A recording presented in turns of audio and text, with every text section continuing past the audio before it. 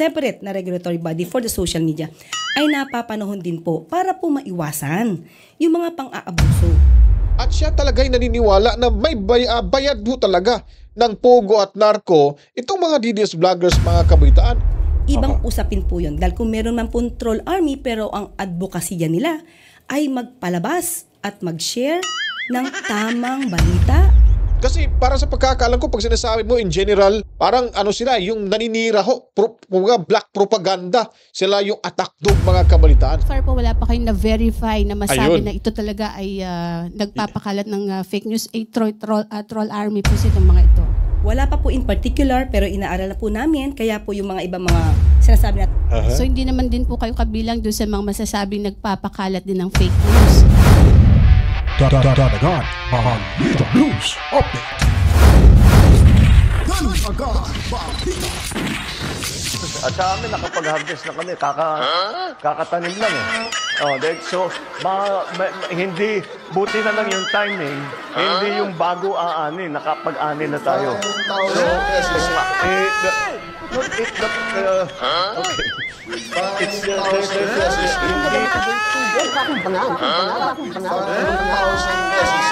Milyonaryo, sama-sama tayo. Babae, para maging milyonaryo.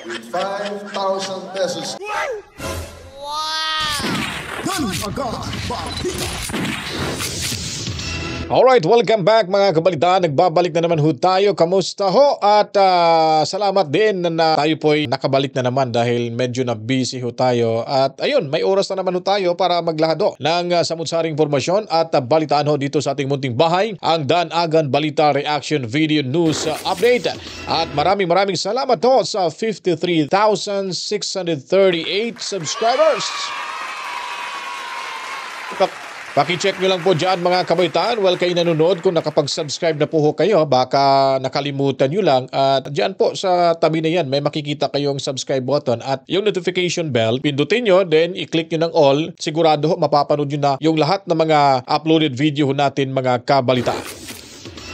At huwag kalimutan po, paliguan niyo po ng maraming likes at i-share niyo po, then buhusan niyo po ng maraming komento, reaksyon, opinion. At huwag niyo rin pong i-skip yung ads na inyong mapapanood mga kabalitaan. At maraming salamat po talaga sa walang sawang panonood ho mga kabalitaan. At the same time, sa ating mga kapatid na Muslim ho around the world, lalo na dyan sa Mindanao, assalamualaikum sa inyong lahat. Maraming salamat. Ang paksa ho natin ngayon ay, by the way, no, kung sa top 20 ho nating mga commenters, anytime mapapanood nyo ho dyan sa ating screen, titigan nyo ng maigi, baka nandyan na yung mga pangalan ninyo, yun po ay ating pasasalamat sa inyo mga kabalita. Anyways, tuloy-tuloy ho tayo at pag-uusapan naman ho natin, no, bago-bago lang ho, ito nag-press con itong si Attorney Claire Castro mga kabalitaan. Mantakin nyo po ho dito. Hindi ko po inaasahan na yung reporter ho ng Net25 ay may sinasabi ho sa kanya. Kumbaga, panay niya ho binabanggit tahol ng tahol patungkol ho sa fake news peddler mga kabalitaan. At bago pa po ho yung TRICOM ay inakusahan na ho yung mga kilalang DDS vloggers at vloggers na sila po ay Pogo at Narco paid mga kabalitaan. Medyo hindi ho maganda sa tenga talaga. Kaya nga may rason silang ayaw nilang sumupot, o sumipot rather, but sumupot. Parang hindi tuli kasi supot. Ayaw nilang sumipot at pumunta dumiretso diyan sa Korte Suprema. Now, ito naman hong si Claire Castro ay para talagang sinasabi ho na may hinahawakang ebidensya na panay turo ho sa mga fake news peddlers umano itong mga DDS vloggers. Although, alam naman ho natin na hinahabol ho nila yung mga DDS vloggers mga kabalitaan. At sabi pa niya dito, talagang nagmamayabang ho siya, tayo ho dito sa Malacanang dapat based ho tayo sa documents. At dito ho napahiya at supalpal ho siya dito sa Net25. At medyo hindi ho tugma yung kanyang mga sagot. Mali-mali ho para sa akin dahil hindi ho siya nakasagot ng diretsahan. Sabi niya dito, okay sana kung farm trolls ka or troll farms rather na naglalahad ka ng totoong impormasyon. May ganun po ho ba?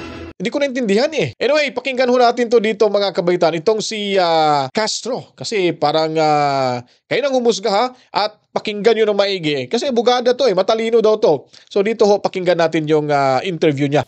Na kailangan po pag-aaralan yung pagkakaroon ng regulatory body sa social media para maiwasan po malabanan yung mga fake news. Can you elaborate po regarding dun sa kanyang binanggit na medyo hindi po kasi masyadong kompleto kung paano po ang gagawin natin? Actually po, dapat makipag-ugnayan din po tayo, makipagtulungan po tayo sa mga mambabatas po natin, sa Kongreso. Kasi sila din naman po yung gagawa ng batas dito. Yung pong sinasabi natin na magkaroon ng regulatory body, sa palagay po namin ay napapanahon dahil tayo po sa mainstream media, tayo po ay sakop at nare-regulate po ng MTRCB. Kung tayo po ay miyembro ng KBP, meron pa rin po tayong KBP. So sa tingin po natin, sa ating palagay, ang pagkaroon ng regulatory body, separate na regulatory body for the social media, ay napapanahon din po para po maiwasan yung mga pang-aabuso. Hindi po natin pipigilan yung mga opinyon na naaayon naman po sa batas, kumbaga opinyon na lehitimo. Ba't naka-focus lang talaga sila sa DDS vloggers? Marami naman ho diyang bayarang vlogger na inamin ho nila na sila ay binabayaran dyan sa Malacanang at sa mayabang kapulungan. So hindi ho natin maiisip talaga na ito ba talagang gagawin ho nilang regulatory body ho ay para ba talaga sa pangkalahatan na ba ito? O para lang sa mga DDS? Dahil ang mga DDS vloggers ho ay matatalino mga kabalitaan. Hindi ho gaya sa kanila dyan na sinasabi ni Bongit, sila lang din natatamaan na nakabili lang daw, bumili lang daw ng suka ay nagkaroon na ho ng COC. Parang ganun na rin ho sa kanilang mga vloggers na bumili lang din ng suka, ngayon naging vlogger na mga kabalitaan. Pero kung titignan ho natin yung kanilang background ng mga vlogger ho nila, ay malayo ho sa kanila sa katotohanan mga kabalitaan. Di po ba? At ito namang si Attorney Claire ay talagang pinaninindigan niya ho. At siya talaga'y naniniwala na may bayad ho talaga ng pogo at narko itong mga DDS vloggers mga kabaitaan. Pero wala ho siyang may tuturo ho dito kung sino-sino ho doon sa mga vloggers na pinapatawag sa TRICOM. Nakakagulat to At saka talagang malamarsyalo na ho tayo dito sa ating bansa mga kabalitaan. Hindi daw ikakartel yung freedom of speech. Ano bang tawag ho doon sinasabing regulatory body ho? Na kukontrolin, i-regulate na ho yung freedom of speech. At sila nga dyan, hindi nga sila makakapagturo kung sino talaga yung bayad na vloggers, mga kabalitaan. Kung ito man ay kritisismo, yan po ay dapat lang na irespeto. Pero iba po kasi yung sinasabi natin na paninira ng walang basihan at kung ginagamit man po itong mga troll army sa paninira. Ibang usapin po yun. Dahil kung meron man po troll army pero ang advokasya nila ay magpalabas at mag-share ng tamang balita. Dito ako ewan ko, correct me if I'm wrong guys Kung meron ba talagang tinatawag na troll army na masasabi ho nating may advokasya ho para ho sa totoong pagbabalita at paglalahad ng impormasyon mga kabalitaan. Hindi ko talaga mawari ho yun maisip.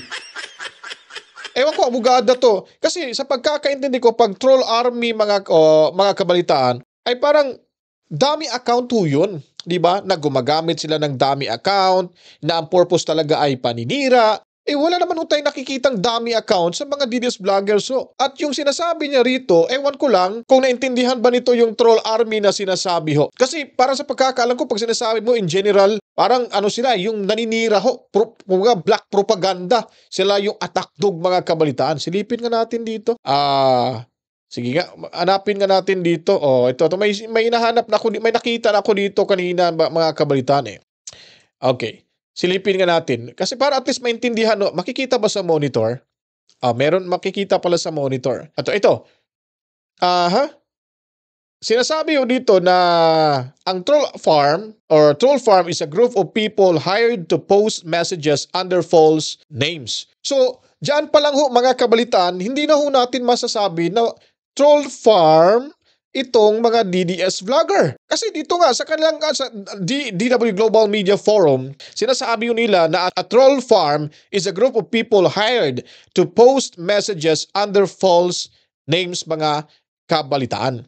And then, sinasabi rin dito sa TBF International na kung saan mga kabalitaan, from spreading lies about politicians, the act of leaving an insulting message on the internet in order to annoy someone. Oh, so wala akong makikitang troll na ano dito mga kabayan. Naku, ano bang klaseng PCO Yusek tong si Claire Castro mga kabalitaan. Ito rin ang nangunguna na nagpapakalat ng fake news. Panoorin ho natin to dito kung paano ito sinupalpal mga kabalitaan ng reporter ho mula sa Net25. Hindi po yun pipigilan. Ang pipigilan lang po natin ay maabuso dahil po kapag po naabuso ito, mayroon po itong effect sa taong maaaring siraan, maaari ang mga organisasyon, ahensya na maaaring siraan na walang basihan. Malaki pong impact. Wala daw basihan. Makikita naman siguro ninyo. Sila ay nagpo-post ho, nandyan yung mukha at may mga ebidensya pinapakita, lalo na pag may video, ginawan ho ng content, nireaksyonan ho, at gano'n, at saka kung ano-ano pa. Paano ho masasabing fake news peddlers yung mga DDS vlogger? Sa sinasabi niya pa lang dito, siya na mismo ang nagpapakalat ng fake news. Sabi pa nga ni Banat ba pul-pul daw, ob daw mga kabalitaan. Tuloy ho natin to dito. Ito, lalo na kung paniniwalaan ng mga tao. So, mas maganda po talaga na magkaroon. Yun lang po ang aming suwestyon. Matuloy po sana at magkaroon talaga ng regulatory body para din po malaman. Pag yung mga DDS nagbablog ho, ang dami ho talagang naniniwala mga kabaitan. Lalo na sa social media, sa kanilang personal account, lalo na ho pag sinishare na ho, napakadami mga kabaitan. Dahil yung laban ho ng mga DDS, nasa internet na ho, nasa mundong na tayo, social media mga kabaitan. Hindi ho sila makakatakot ng ganun karami hong mga followers. 92% out of 100% na mga Pilipino ay meron na hong kanya-kanya o sariling social media accounts. At doon na ho nila ipinapalabas yung kanilang sentimento. At makikita naman ho, hindi naman ho natin may deny. Baka sabihin nila, fake news yung sinasabi ko. Puntahan nyo po. Kayo mga nanonood ng mga bangag vloggers, yung mga followers sa mga bangag vloggers, subscribers, puntahan nyo yung post ni Bongit. Naka-hide na ho yung numbers kung ilang yung nagbibigay ng reaction. Puntahan mo yung account ni Andrew E. Tinatawanan lang ho yung mga post nila. Wala na ko talaga silang kalaban-laban pag social media yung pinag-uusapan. Kaya ito yung ginawa ho nila na pinipilit ho nilang gumawa ho magbuo ng regulatory body para ho mapigilan yung mga DDS na magsisiwala to ng kanilang mga ginagawang kabalastugan, lalo na sa Kongreso at dyan sa Malacanang mga kabaitaan dahil sila ay guilty ho sa mga pangyayaring ito sa kasalukuyan mga kabalitaan. Tama natin ang bawat isa kung content creator ito, vlogger, blogger, malaman din po natin yung identity at hindi sila nagtatago sa mga dummy accounts. Ganun po. Sa tingin niyo po yung ginagawang hearing ngayon ng Quadcom ba yun or Tri-Committee sa Kamara, tamang-tama para maipurso po itong pagkakaroon ng regulatory body kung sabi niyo nga kailangan dumaan sa paggawa ng batas? Opo, napapanahon po ito dahil hindi na po biro yung mga ginagawa po ng mga troll armies. Sabi nga po natin, kapag ka po kasi binabayaran lang ang mga tao para magsalita ng paninira ng walang basihan. Binabayaran hindi daw. Po yung ng paninirang walang basihan daw mga kabalitaan. Yung mga sinasabi niya ba, may mga basihan din ba? Sila nga mismo, wala nga silang may papakita eh. Laging bukang bibig ho nila sinasabi na troll farms, bayad na mga vlogger. Saan ba? Sino bang tinutukoy nyo dyan? Na wala nga kayong maipapakita kung sino-sino ho sila. Yun ang problema ho nyo eh. Kaya sabi nyo, based tayo sa dokumento eh. Ngayon, wala nga kayong mapapakitang dokumento. Silipin nyo po dito mga kapatid. Hintayin nyo po. Talagang masusupal-palo siya dito mga kabalitaan. freedom of expression. Kasi binubulungan lang sila nung taong nagpapasweldo o nagbabayad sa kanila. Binubulungan so, daw. kakaiba po Alam yun na sa alam niya tinatawag nating freedom of expression. Alam niya eh. Kasi nga, meron naman talagang umamin sa kanilang grupo ng mga bangag vloggers na pinabayaran at dinidiktahan. Nagpalabas pa nga ng audio itong sino ba yun? Yung sa Banateros na nirecruit yung ibang mga vloggers na lumipat sa kanila at susunod lang kung anong ididikta ko sa kanilang issue at yung kumbaga kontrata nila hanggang 2028 pa mga kabalitaan. Oh, may lumabas na sa social media. May boses ho yun mga kabalitaan, di ba? Ayaw lang talaga nilang matanggap na sila ay wala na talaga silang puwang sa social media. at sirang-sira na ho sila at wala na ho talaga maniniwala sa kanila. Lalo na itong si Au-Au na pumasok pa dyan sa Malacanang. Mas lalong namumroblema na ngayon si Bonget. Expression. Ma'am, ano lang po, since medyo baka matagalan pa po kung magkaroon ng batas, hintayin natin. Ano po yung mga immediate na mga plano ng PCO para malabanan ito? Meron na po ba tayong mga ebidensya, mga documented na magpapatotoong itong mga vloggers na itong particular na lumalabas sa document, talaga pong mga troll armies ito, mga fake news lamang yung kanilang ginagawa at sinasabi. Actually, syempre po, bago po tayo magbintang, alam naman natin, we have to presume them innocent until proven guilty. So, ang bawat isa po, kumbaga, i-verify muna po yan bago sa ating sabihin, ay, parte ka ng troll army. Kasi wala pa po tayong batas patungkol sa sinasabing troll army. Ito lang ay mere description kung paano yung kanilang ginagawa.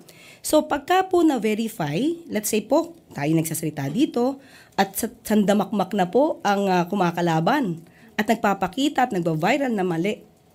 Mapapansin niyo po, kahit yung ibang mga organisasyon ay nagpa-fact check.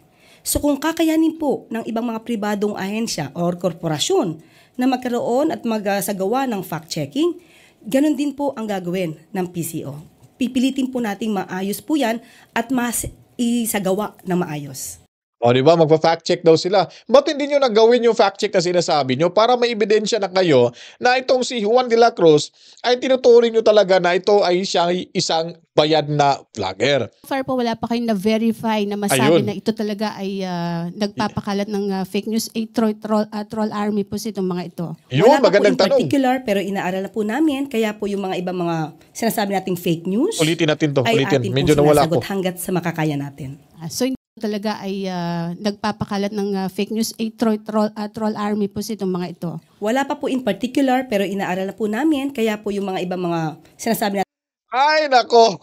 Parang lutang rin itong magsalita eh. Wala pa daw in particular. nating fake news ay ating pong sinasagot hanggat sa makakaya natin. So hindi naman din po kayo kabilang doon sa mga masasabing nagpapakalat din ng fake news since wala naman po palang mga verified batayan yung inyong mga sinasabi. Ganito po yan. Pag sinabi po Wow! nating fake news, Supalpal dito si ano, hindi ka rin pala bahagi ng nagbibigay ng fake news kasi wala pa naman pala kayong dokumento. Ano, di ba? Ang sakit ng tanong na yon. Napakasakit ho. Sa harap ng maraming press, Malacanang press, or Malacanang, Malacanang press, ay dito ho, parang ano siya dito, tagilid siya dito. Oh, panoorin natin kung ano pa yung masasagot niya dito. alam niyo po na meron na kayong naging basihan. Fake news, alam na natin kasi may dokumento. Halimbawa, sinabi Napalunok na. Tinan mo yung mukha. Oh, parang nabuhisit na siya eh. Eh baka siguro, dati kasi nung unang araw pa lang pag-upo niya ay sobrang napakayabang ho. Lumalakas yung boses, talagang gumaganon yung mukha, yung facial expression, talagang makikita natin yung katrayduran sa pagkatao, mga kabalitaan. Eh ngayon, kalmado siya, pero makikita natin deep inside ho, parang dinadamdam niya po yung tanong na iyon, ay bumalik ko sa kanya. Ibinalik ko sa kanya na kayo pala, hindi rin ba kayo bahagi sa paglalahad ng fake news dahil wala po kayong dokumento? Ibig sabihin nun, parang fake news din kayo, ma'am, kasi nga wala pala kayong dokumento. Eh, tinuturo niyo yung mga dinis vloggers na fake news peddlers. Kakahiya to. Tara, tuloy natin to. Sabi ko po, si Miss Pia ay dalaga. When in fact, there's a record na she's married. So, sinabi ko, dalaga yan. Is that fake news? Of course, kasi may batayan. Ano raw, fake news? Pag sinasabing, hindi lang ba pwedeng nagkamali lang? Hindi ba pwedeng nakalimutan lang? Tapos pag sinasabing, walang asawa yan, walang asawa yan si Juan de la Cruz. Eh, paano kung nakalimutan? O paano pag hindi niya talaga alam? Eh, in-anticipate niya lang ganito, fake news na agad? Napakalayo magbigay na example itong Attorney Au-Au na to, mga kabaitan. Ewan ko ba ba't hindi ko alam kung pinag-aralan niya ba yung topic nila ngayon or sabi ko kanina baka on the spot to kaya walang script. Yun ang pinakamahirap po dito. Ay nako, lahat na lang bangag mga kabalitaan. Napakabangag sumagot mga kabalitaan. Naku po, kayo na talagang humusga. Kaya wala ho tayong assurance ho sa ano ngayon, sa administrasyon ngayon mga kabalitaan. Wala ho talaga tayong assurance eh. Alam niyo ba kung bakit? Kasi sila yung naghari-harian ngayon dyan. Parang dapat sila ay makinig sa taong bayan. Hindi yun sila yung papakinggan at na magpapakabusi ho mga kabalitaan. Kaya ho sila hindi na nire-respeto dyan eh. Kaya ang dami na hong galit sa kanila. Unang-una, respeto sa INC lang hinihingi. Hindi ho nila ibinigay para sa kapayapaan. Ngayon, nagmamatigas-tigasin din sila dyan. Ngayon, naghari-harian sila dyan. Pero yung resulta, yung outcome ay wala hong maidudulot na maganda mga kabalitaan. Di ba ay nako, abogada pa naman to. Ayan. So bago naman po namin sabihin na fake news, dapat meron po kaming batayan.